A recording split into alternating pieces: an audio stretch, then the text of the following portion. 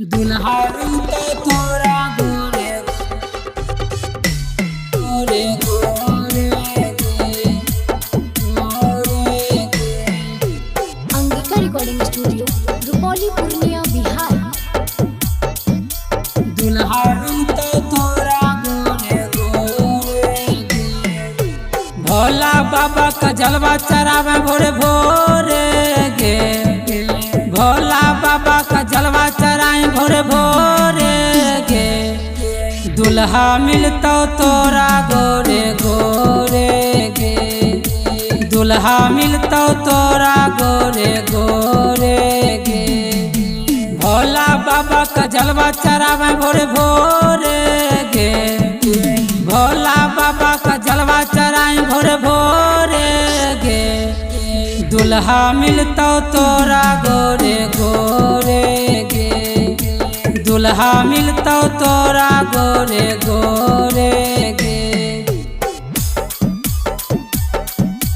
दुल्हा मिलतो तोरा गोरे गोरे गे।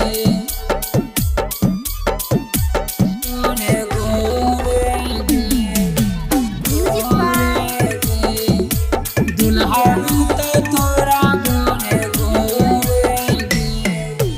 चंपा चमेली फुलवा बाबा के मन हो नाही भावोगे।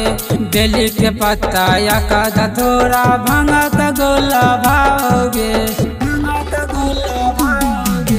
चंपा चमेली फुलवा बाबा के मन हो नाही भावोगे।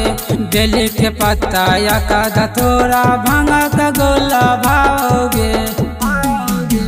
गांजा चिलम भोला बाबा का चढ़ोगे। गांजा चिलम भोला बाबा का चढ़ोगे। दुल्हा मिलतो तोरा गोरे गोरे गे। दुल्हा मिलतो तोरा गोरे गोरे गे। अंगिका रिकॉर्डिंग स्टूडियो रुपौली पूर्णिया दुल्हा बिहार। मिलतो तोरा गोरे गोरे गे।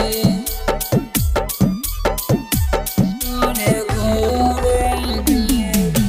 म्यूजिक बाय दुल्हा मिलतो तोरा गोरे गोरे गे।